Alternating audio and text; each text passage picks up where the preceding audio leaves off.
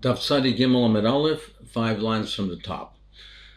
We were holding in the middle of the machlokes between Rav Nachman and Rav Sheshes, where there's someone who say derech rechaika, he's far away from the Azara. If there was someone who shechted the Korban Pesach and did the Zrika on his behalf, is he yotze with that or not? Do we say that the Torah only is chayes allowed, but if he is able to participate, if he appoints a shaliach, he's yotze? Or do we say no, that he was the Torah was doiche him from Pesach Rishon, and he must do Pesach Sheni? Ton Rabbanon, let's bring a riot from the following. These are the people that have to bring Pesach Sheni. Hazavim v'hazavos. The zavim metzera metzerois. V'nidais v'bolei nidais v'hayoldas. Hashegim v'hanusim v'hamazidim. V'tomei v'shahaya v'derech chayke. All of these cases where the people could not do Pesach Rishon, they were tomei with different various types of tumah, zavim, zavos, metzera, metzerois, etc. Or they were shogeg and nusim, they were shogeg, they made a mistake, or they are beyond their control, or intentionally, but they did not do Pesach Rishon, and Tomei Shabi Derech Rechaika. Or someone was Tomei was Semeis, and he was B'derech Rechaika, he was far away from the Azar. So Yimkein Loma Nemer Tomei. Well, if that's the case, why does the Torah specify Tomei? Then why does he specify this case of Tumah if all the other cases as well that he does Pesach Sheni? Frankly, more Loma Nemar. What do you mean? What does it say? Why does it say Tumah? Devoid Lamavad Rishon L'Shavkinle.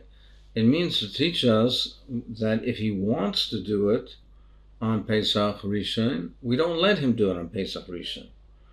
Meaning, it's to teach us that even if he wants to, even if it's somebody who could be Torah by the nighttime, and therefore he is, for instance, Tomei with the last day of his Tumas Meis, somebody who could be Torah, could eat the Korban Pesach at nighttime, it's still teaching us that he cannot do Pesach Rishon, he has to do Pesach Sheni. So what do you mean? Why does it say Tumah? So apparently we're going over here, according to the Mandamar, that ain't Sheikh and Zarkim al Tomei Sheretz. That Lamaisa of a person, even though he could eat the Korban Pesach at nighttime, but if he, at the time of the shlit and zrika is tomei, you cannot shecht and do the zrika on his behalf. So I'll go upon him. So can't mean why does the Torah say Tumah? Elim kein lama never b'derech rechaika. Rather, the question is why does the Torah say derech rechaika? If all of these other cases similarly they're pushed to Pesach Sheni, what's the significance specifically of derech rechaika? Maran says l'poitrim in a kars, to pater him from kars, that he's not chayv kars. Now it could have said that the reason it says derech rechaika is to teach us that it's b'derech rechaika, he's pushed to Pesach Sheni, and even if he could find some people that would shecht and do the zrika on his behalf, nevertheless he's pushed to Pesach Sheni regardless. But it doesn't teach us say that.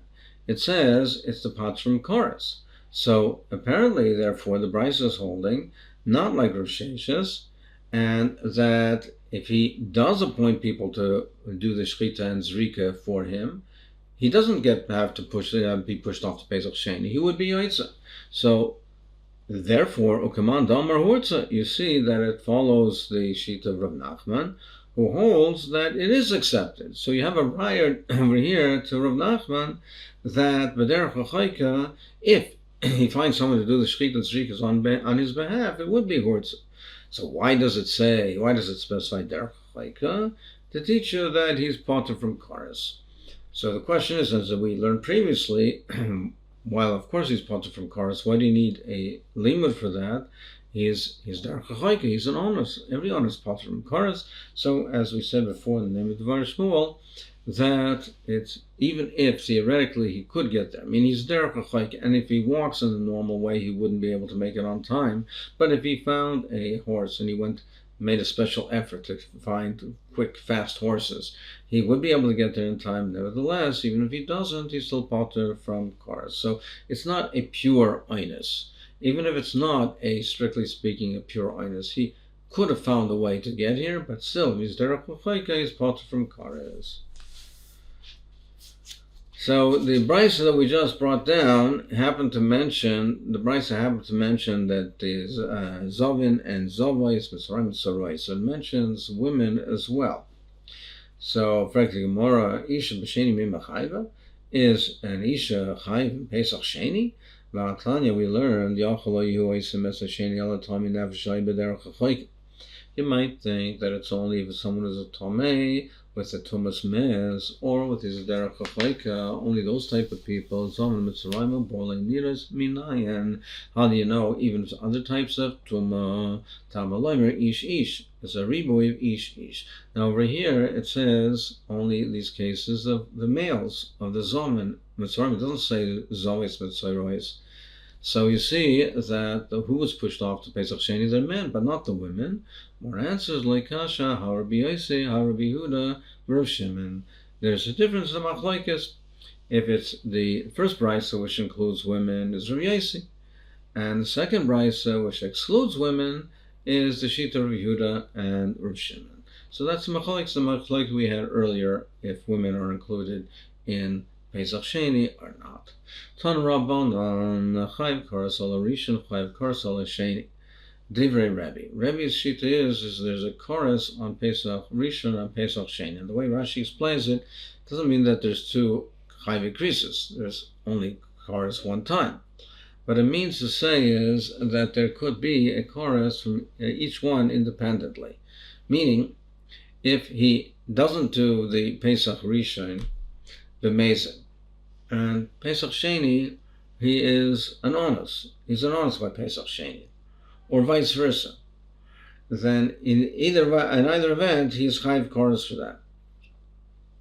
So if he was Pesach Rishon Mezid, and he was an onus in Pesach Sheni, or it's in a case where if he was let's say he was a goy by Pesach Rishon, he was Megayer before Pesach Sheni, and he b'mezid didn't do it, he's chayv chorus. In either event, he's chayv chorus.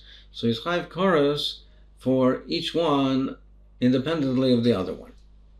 That's what Rebbe says. He says the chiyuv chorus is only for the first Pesach, but not for the Pesach Sheni.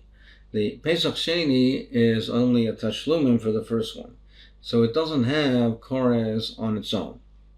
Therefore, if he was a onus on the Pesach Rishon and a mezid on the Pesach Sheni, he's not chayiv chorus, because there's no chayiv chorus for the Sheni on its own, independently. The Sheni is only a tashlumim for the first one. And Rav Chananya ben Akavya Yomer Afal Rishon in a chayiv chorus elim kein loy osas Sheni. He says there's only a chayiv chorus if he did not end up doing the Sheni. Meaning, even if he was amazed by Pesach Rishon, and he b'mezid didn't do Pesach Rishon.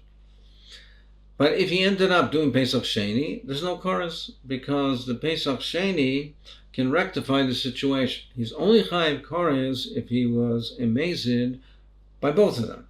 V'ozelatamai, and they follow their own shitas. The son Yegershin is Gayer bein Shnei Pesachim, v'chein Katan Shehigdal bein Shnei Pesachim, chayiv lasas Pesach Sheni.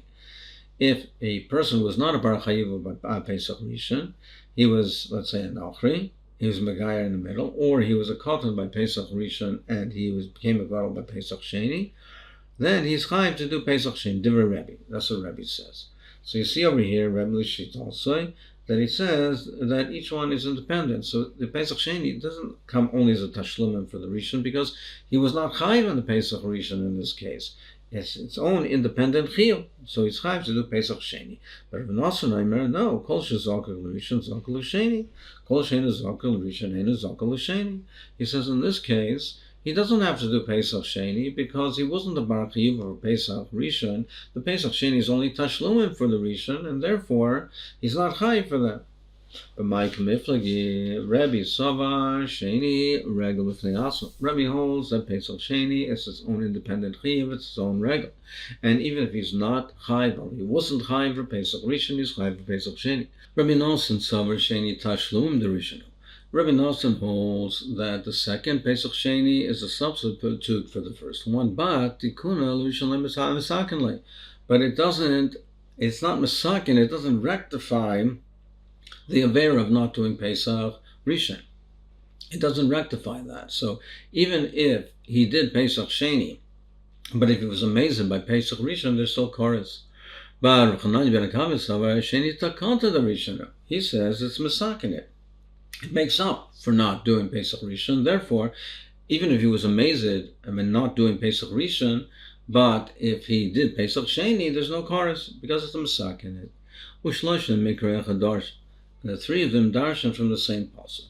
The pasuk says, "Ha'ish." The pasuk says, "Ha'ish asher hu tar." If a person was tar, over derech lo yahaya, and he wasn't far away, v'chadal lasas hapasach, and v'chadal lasas hapasach, and he didn't do the korban pesach, v'nichras nefshehi me'amel. Says he gets chorus. So a person is tar, and he was not in a far journey, he wasn't far away, and if he doesn't do the korban pesach, so he's amazed with that, he gets chorus. And then the pasuk continues and says, so it says, "V'nichras nefshehi me'ameha ki korban Hashem lo yikrev v'moida chet ha'yisa yishahu."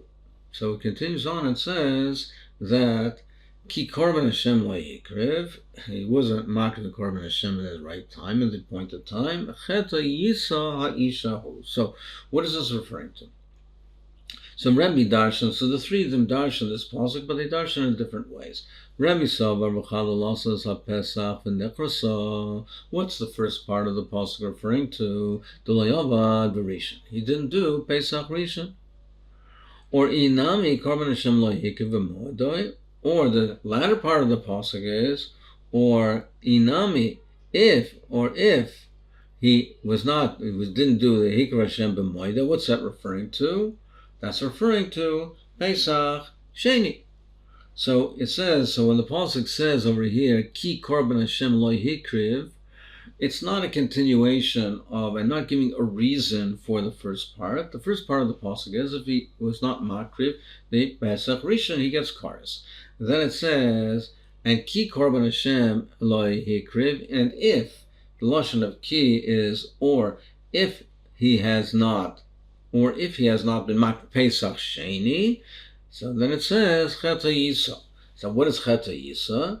It's chorus. Umimaydai Chet HaYisa chorusu. And where do we see that the lashon of Chet HaYisa is a lashon of chorus? Because Kasavar Megadev Hayim Mevarach Hashem. Because he holds that the Megadev, that a person's Megadev, there's a machlekes, what is Megadev? There's a machlekes, is Megadev is a person who is Mevarach Hashem, if he curses, or if he's Ovid Avodah Zarah. So there's a machlokes what is. So Rebbe holds that Megadev is Mevarach Hashem. And Uksiv Mevarach Hashem v'nosachet. It says by Mevarach Hashem v'nosachet. Now we know Megadev gets chorus. And it says by, if Megadev is Mevarach Hashem, it says by Mevarach Hashem v'nosachet. So therefore we can learn out v'nosachet from there to over here. So we learn out over there to over here. So it says, chet over here it says, it says over there that also this similar lashon, it says chorus. So just like there it's chorus, here also it's chorus. So that's how Rebbe learns out that there's chorus for each one independently. There's chorus for Pesach Rishon, Pesach Sheni. We'll see through this next moment where the reasoning of the other two Tanoim.